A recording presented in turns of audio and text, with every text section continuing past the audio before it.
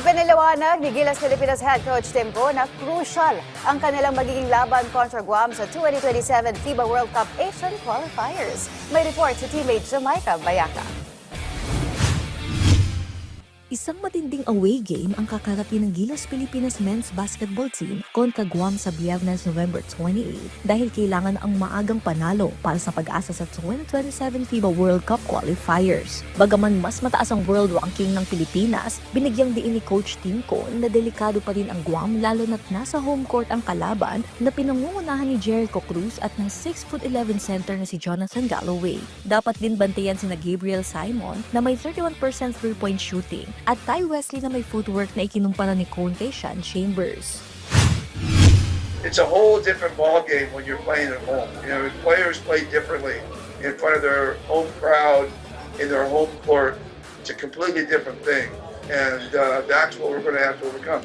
You look at the way we played New Zealand at home, and how well we played New Zealand at home, and how hard it was for us to beat New Zealand at their home. Home court means something. And that's why this Friday game is really crucial to us. Kung hindi mananalo ang pambansang koponan sa Window 1, mababa na ang tsansa sa World Cup spot at mabubura ang pag-asa ng team na makapag-Los Angeles Olympics. Kaya paliwanag ng 67 anyos coach, kinakailangan ng koponan na makuha ang top 3 finish para umusad sa susunod na round at mapabilang sa top 7 teams sa Asia. We have to have a record that's at least third place so we can advance into the second round.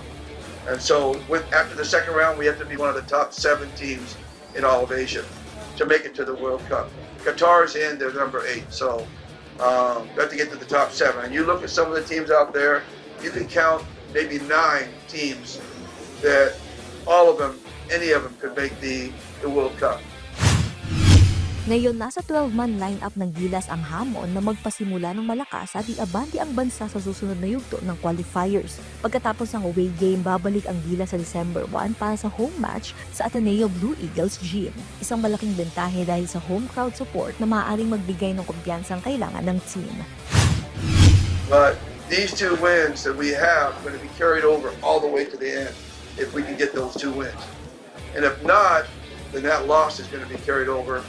We won't make it. These 2 games are the most important games we play. Jamaica Bayaca para sa atletang Pilipino, para sa bagong Pilipinas.